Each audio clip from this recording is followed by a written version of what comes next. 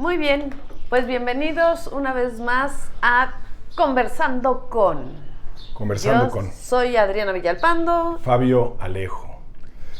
Hoy vamos a conversar con la racionalidad, pero antes queremos agradecer a las personas que nos han hecho algunos comentarios, algunas preguntas. Y bueno, pues esta vez nos pidieron alguna recomendación de las dos sesiones anteriores. Hablábamos sobre la ansiedad, conversamos con la ansiedad y creo que pues sí, vendría bien algún librito, ¿no? Para ampliar la información. Entonces está este libro, es un clásico, es de David Burns y se llama Adiós Ansiedad. Y bueno, este libro tiene también algunos ejemplos, tiene para hacer algunos ejercicios.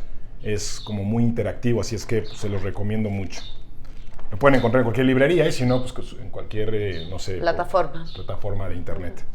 También les recomendamos un libro que es un clásico en el mundo de la terapia racional emotiva, que es Cómo controlar la ansiedad antes de que la controle usted, de Albert Ellis. También lo encuentran en todas las librerías o plataformas en internet para comprarlo. Es un clásico y es muy práctico para poderlo entender. No son cosas muy teóricas, sino que todos lo podemos leer, que eso creo que es bien importante, claro. ¿No? Porque luego te recomiendan libros que tienes que estar súper concentrado para leerlo y no queremos.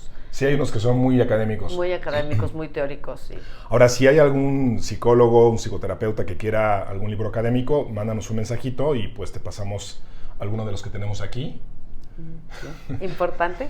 Bueno, estos que están aquí son de utilería, son de plástico. No es cierto, es nuestra biblioteca oficial, sí son libros a de veras. Lo que pasa es que están en inglés la mayoría y hay en arameo. Pero bueno, ok.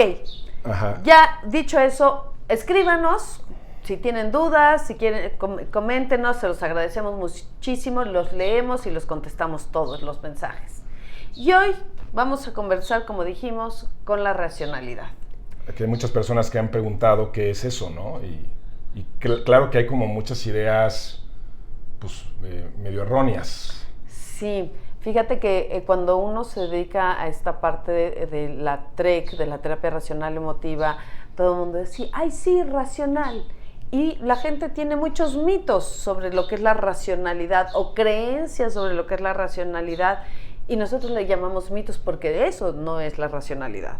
Entonces, empezamos con decir algunos mitos para decir que eso no es. Un ping-pong. Un ping-pong de mitos. Va. Empiezas tú. Un mito sobre la racionalidad. La racionalidad es que pienso yo mucho las cosas y piense sobre las cosas. Exacto. Eso es sobrepensar sobre las cosas. Eso no es racionalidad. Puede ser obsesión, pero okay, la racionalidad no es. Otro mito es tener un IQ muy alto. Ah, sí, porque eres muy inteligente, eres muy racional, exacto. ¿no? Sí. O en el mismo sentido, el ser muy matado. Exacto, el matado de la clase, ¿no? O el matado de la oficina. Es muy racional, no, nada más es matado, esa es otra historia. El ñoño, como dicen el ñoño. El ñoño. Eso no es. Sí. Una de las cosas que siempre se confunde muchísimo con racionalidad, para mí, es el tema de las emociones. Tú eres muy racional porque no tienes emociones. Claro. No puedes expresar tus emociones. Exacto, y eso no es. No es. Okay. Otro mito sería querer mostrarse constantemente muy inteligente. O sea, el típico tío sabelotodo de la sobremesa de Navidad, ¿no? Sí, todos tenemos uno así. Exacto. Entonces eso tampoco es la racionalidad. Tampoco. Y que eso incluiría déjate al tío, a la gente que quiere darle lecciones a las otras personas porque está convencido que él sabe más, porque es más racional, ¿no? Exacto. Pues dar lecciones es esas personas que se te mete alguien en la cola del Oxxo y le quieres dar toda una lección de vida, de ética, sí. ¿No? Y del respeto de los derechos humanos. Sí, yo les digo que son los educadores de la sociedad, ¿no? Eso tampoco es racionalidad. El típico, la imagen esta típica del ratón de biblioteca, ¿no? Eso tampoco es la racionalidad. ese es ratón de biblioteca. O, por ejemplo, estos personajes que estudian en universidades súper picudas. Es que él estudia en Harvard, sí, ¿no? Sí, entonces claro, es muy racional. Estudia física, es muy racional. Exacto. No. O sea, la gente que trabaja en la NASA, no por trabajar en la NASA es gente racional, ¿no? Entonces, bueno, esos son algunos de los mitos, pero vamos a hablar de lo que sí es la racionalidad desde el perfil de la terapia racional emotivo-conductual, que básicamente es el preámbulo y el inicio de esta gama de terapias cognitivo-conductuales, y cuyo padre fundador es Albert Ellis. Entonces vamos a hablar de los puntos importantes a considerar, o los criterios que considera la TREC sobre la racionalidad. Yo pensaría que un primer criterio sería, porque ese nos da una idea clara y cómo podríamos empezar a darnos cuenta de si somos racionales o no, es pensar y actuar de forma coherente. Y esta coherencia, pues obviamente si yo pienso algo, actúo de una forma coherente con respecto a esto que estoy pensando, y esta coherencia tiene que ver con mis objetivos y mis valores. Entonces, si empiezo por hablar de ser racional, empecemos por ser coherentes, ¿no? Sería un primer punto. ¿Tú qué opinas? O sea, sí, creo que es importante definir objetivos y definir valores, porque yo puedo tener el objetivo de fregarme a ¿no? Quedarme con su lana o timarlo, ¿no? Entonces ese no sería un objetivo racional. ¿Cuáles serían los objetivos racionales? Por ejemplo, objetivos racionales vamos a estar buscando, vamos a verlos de dos tipos de forma importante. Los objetivos racionales, yo pensaría en los objetivos donde promuevo mi bienestar. Mi objetivo es estar yo bien. Entonces tengo que pensar y actuar de forma que se cumpla ese objetivo. Otro objetivo tiene que ver con el bien de la sociedad, que es el segundo, después de yo, persona, el segundo es la sociedad, el mundo que me rodea.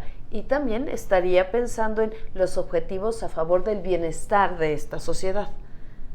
Exacto. La comunidad, el sentido de comunidad, ¿no? El sentido de comunidad, que tu comunidad puede ser tu familia, puede ser tus vecinos, puede ser este grupo de amigos, o en el sentido más amplio, pues esta comunidad más amplia que nos rodea, como la escuela, los grupos sociales a los que pertenecemos, etcétera, etcétera. Eso sería la comunidad, y yo creo que mis objetivos primordiales tendrían que ir enfocados a ese bienestar mío y de este pequeño mundo que me rodea. Claro. A ver, la TREC tiene un fundamento filosófico muy importante. Entonces, tiene que ver con el estoicismo, tiene que ver con el budismo laico o secular. Incluso hay muchas enseñanzas del confucianismo, y una de ellas del confucianismo es el sentido de comunidad. Entonces, es muy importante para la racionalidad poder pensar en mis propios objetivos, pero también que estos objetivos no sean objetivos violentos, egocéntricos, y que representen un riesgo para la comunidad.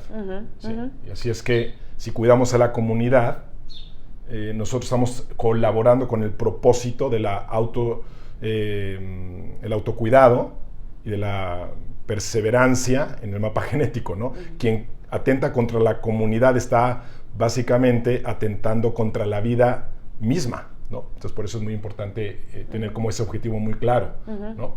Entonces, hay también objetivos a mediano plazo, a corto plazo y a largo plazo. Pero, ¿qué opina la racionalidad sobre el cortoplacismo y el largoplacismo? Claro.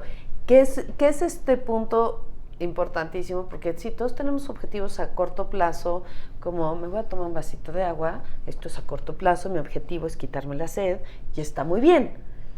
Pero muchas veces nuestros objetivos a corto plazo son como esta búsqueda de placer inmediato, sin saber que las consecuencias no van a ser tan gratas. Y la racionalidad lo que te invita es a buscar esos bienestares, esos objetivos a largo plazo que te van a dar bienestar a largo plazo y un bienestar mucho más duradero. Exacto. ¿no? No es que sea, ay, bueno, ya dentro de 30 años. No, pues sí, probablemente si tengo 20 y estoy empezando a trabajar, pues mi objetivo a lo mejor podría ser empezar a ahorrar para mi retiro, ¿no? Que a los 20 años tu retiro lo ves en lejísimos, pero te va a dar un bienestar más duradero cuando llegues a la edad de retiro a los 60, tienes 40 años, o sea, imagínate un objetivo a 40 años, es una locura, pero te va a dar un bienestar mucho más duradero porque te va a dar tranquilidad de saber de que tienes garantizado tu bienestar económico, tu estabilidad económica. Entonces, ese sería un ejemplo de un objetivo a largo plazo que me va a dar un bienestar mucho más duradero a decir, nos vamos al festival de música, cuesta 3,000 pesos, ¿no quieres ir? YOLO. Exacto, ¿no? You only live once, que dicen Sí. luego los chavos dicen YOLO. Vamos a Acapulco. Sí, no importa. Ahora que vienen las vacaciones o viene un puente y te gastaste toda tu quincena en este gusto inmediato, que seguro te lo vas a pasar increíble, pero dejaste de ver eso a largo plazo. Si te puedes ir a Acapulco, al festival, a lo que sea, y además aportar a este objetivo a largo plazo, hombre, qué maravilla, qué dichoso, bien hecho. Otro ejemplo de cortoplacismo a largo placismo, pues un objetivo racional sería cuidar tu vida y, obvio, pues tu salud, ¿no? Entonces, el bienestar en sentido amplio tiene que ver con eso. O sea, el propósito número 1 es mantenerte vivo y mantenerte vivo es cuidar tu salud. Entonces, ¿qué pasa si vas en el tráfico y se te cruza un camionero y entonces te quieres bajar a romperle su mandarín en gajos? ¿No? Sí. O sea, a corto plazo se siente una euforia o enojo, una energía muy, muy fuerte que lleva a las personas a comportarse de forma impulsiva, ¿no? Querer inventarle la madre o bajar así, darles unos golpes.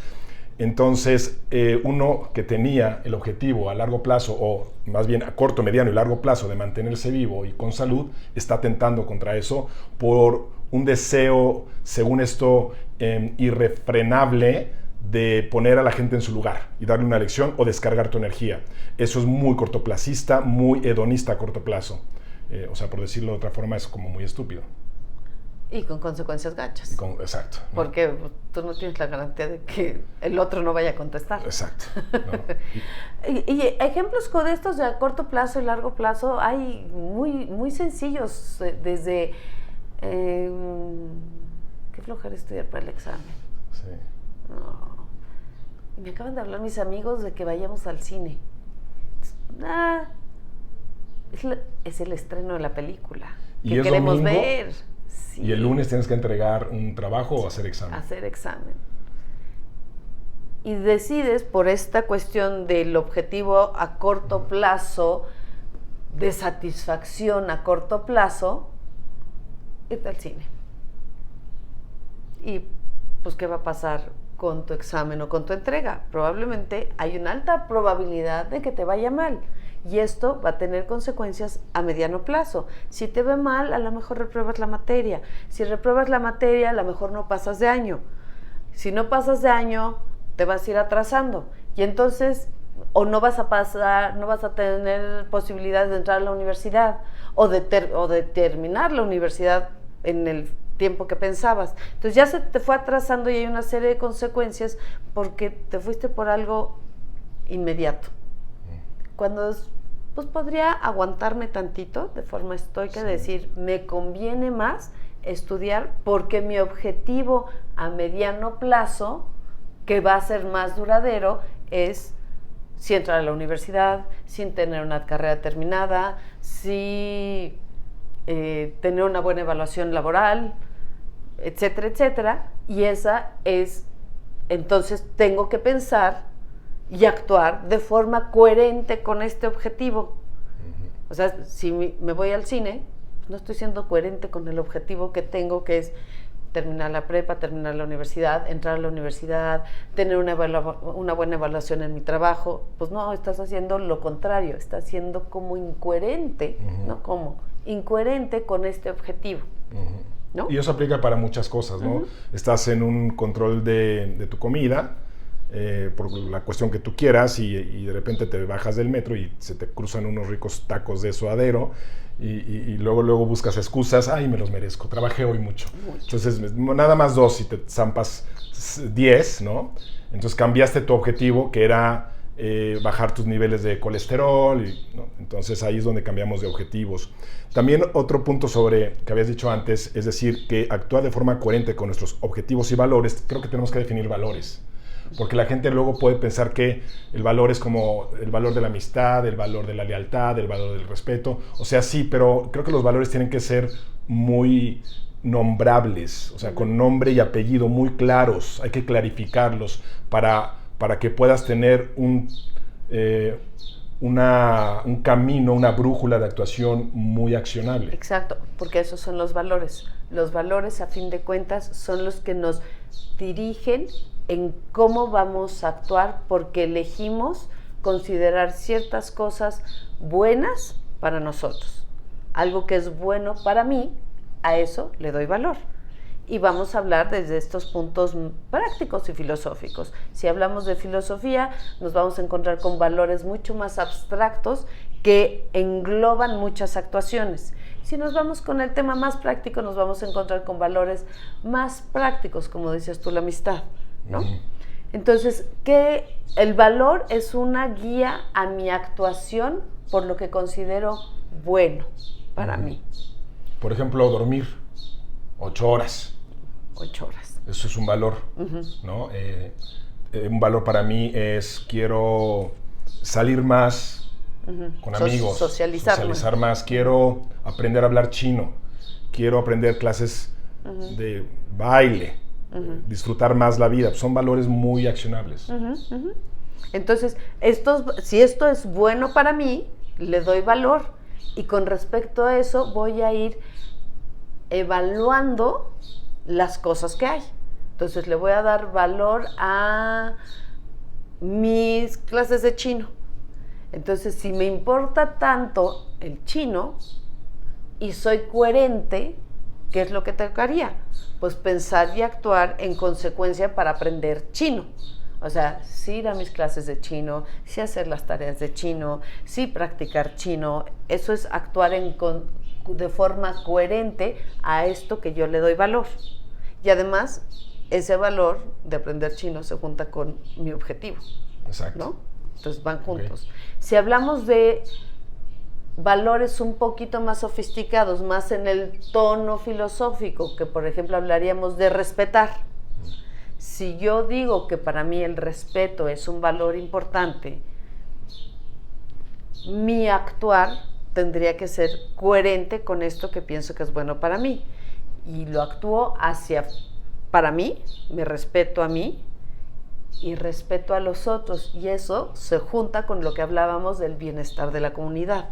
Y es respetar al otro, eso es que yo no impongo, yo no exijo, yo no estoy demandando que las cosas sean como yo digo que tienen que ser, sino que entiendo, acepto el funcionamiento de los otros y entonces actúo de forma coherente con respecto a ese valor, ¿no? Creo que está muy bien dicho, ¿no? O sea, podemos buscar más información, porque hay ríos de tinta sobre la racionalidad, ¿no? Sí. Y yo creo que seguiremos hablando de esto cuando hablemos de los temas filosóficos, del estoicismo, de los valores per se de la racionalidad. Estaremos profundizando, pero esto es como un general. Entonces sería el punto número 1. Punto número 1, que es esto sobre la coherencia. Y entonces podríamos hablar de un punto número 2, que es muy bonito. Ah, sí. Porque vamos a hablar sobre que lo que pensemos tenga evidencia y sea consistente con la realidad. ¿Qué quiere decir que tenga evidencia? A ver, que no sea algo que imagino, un rumor, un se me hace que, y sí, el y sí famoso, ¿no? Entonces la evidencia es aquello que sí está pasando, que es comprobable, que es confirmable. A veces, por ejemplo, podemos molestarnos o enojarnos porque creemos en un chisme y entonces nos enemistamos con esta persona que, según me dijeron, está diciendo esto de mí. Entonces, actuar en consecuencia a eso no es racional. No. ¿Qué sería lo racional? Entonces, buscar a esa persona, si es una relación que te interesa, ¿no? Si es una persona que ni fu ni fa, tampoco tienes que querer dominar y controlar todo lo que las demás personas piensan de ti, ¿no? Pero si es una persona que te importa, es, oye, mira, me dijeron esto, pasó esto, es así, no es así, o poquito sí, poquito no, y eso sería el pensar y actuar con evidencia y consistencia en la realidad. Y muchas veces lo que hacemos es que estamos pensando sobre la realidad con algo que nos imaginamos nosotros. No está la realidad ahí, yo ya me imaginé un algo y estoy pensando sobre la realidad, pero no estoy pensando sobre la realidad, estoy pensando sobre lo que estoy pensando. O sea, ¿qué tal que tiembla ahorita? No es la realidad, ahorita no está temblando. O sea, hay una probabilidad. De que eso suceda. Sí, porque vivimos en un mundo probabilístico. Sí. Pero ¿cuál es, no? O sea... Y en la realidad ahorita no ha sonado la alarma sísmica, entonces no va a temblar ahorita. La evidencia es que aquí en México tenemos una alarma sísmica que suena unos minutos antes del temblor, pero pues no está temblando, entonces no puede, lo que me voy es la evidencia que hay. O hay veces, aquí en la Ciudad de México lo que nos pasa es que de repente nos mareamos, ¿no? Algunos, y entonces ¿está temblando? Y ese es un chequeo de realidades. Está temblando y te pones así y ves que no se mueve nada, ¿no? No, lo que hice fue, no se movió nada, estoy buscando la evidencia, no, solo me mareé. Pero si le hago así y se me mueve la mesa, o veo que se empiezan a mover las persianas, o mi agüita se empieza a mover muchísimo, no, sí está temblando. Esa es la evidencia, ahí la tengo, es palpable, es notoria. Entonces, yo quiero pensar con lo que es palpable, es notorio y es consistente con la realidad. Ese ejemplo del temblor fue bueno. Sí, no, y creo que además el ejemplo de la falsa alarma o la falsa alerta, que ¿cuántas veces no te ha pasado que accionas, dices, no controlas un impulso y generalmente te arrepientes o tienes que pedir disculpas porque era una falsa alarma? Es como si tuvieras un detector de humos que sabes que, porque así venimos cableados, ¿no? Que sabes que de 100 veces que suena, una es real y no es para tanto, ¿no? Porque es el vapor de la olla express, ¿no? Es como si estuviéramos reaccionando todo el tiempo y como si estuviera la casa en llamas, salir corriendo espavoridos cuando regreses, no, pues una falsa alerta, una falsa alarma. Eso pasa mucho en la cabeza. La amígdala es una estructura que está cableada para estar buscando peligros potenciales, pero a veces, o muchas veces, no funciona del todo bien en esta época en la que la vida es más segura que insegura, no así hace 40,000 años, que habían depredadores. Entonces, las probabilidades de que lleguemos a los 80 años son muy altas, ¿sí? Y sí hay probabilidades de que nos roben, pero son bajas. Y si eso pasara, las probabilidades de que lo puedas afrontar en su momento son también altas. Entonces, la evidencia es algo que nos va a ayudar en el tratamiento de muchas situaciones o trastornos, como el trastorno de ansiedad generalizada, donde esta amígdala está como la alerta de humos, todo el tiempo sonando y todo el tiempo reaccionando nosotros como si estuviéramos en llamas. O el trastorno obsesivo compulsivo, donde el pensar que podría aventarme por la ventana es muy real y creemos que solo por pensarlo puede pasar y nos alejamos o no nos acercamos de por sí a las ventanas, ¿no? O no cargamos al bebé porque pienso que lo podría dejar caer. Se me caiga. ¿No? Sí. Y se me caiga. Entonces, eso no tiene evidencia científica, no tiene contacto con la realidad. Sí existe una probabilidad de que pasen estas cosas, pero es muy baja. Entonces, lo importante en el punto de la racionalidad es que tengo que pensar con evidencia. Si yo pienso algo grave me va a pasar, en dónde dice, dónde está, en qué lo sustentas, por qué lo tienes. Y por eso vamos al siguiente punto, que tiene que ver con cuestionar estos pensamientos que tenemos, sobre todo si este pensamiento que yo tengo me genera emociones y acciones no adecuadas. Entonces, si me estoy entristeciendo demasiado, si me estoy preocupando demasiado, si me estoy enojando demasiado, ¿qué estoy pensando? Bueno, a ver, es un sistema como circular, porque podemos estar ansiosos y entonces cuando hay mucha ansiedad, nuestros pensamientos se separan de la realidad y de la evidencia científica y de la probabilidad. Pero, por eso los cuestionamos. Sí, y por eso los cuestionamos.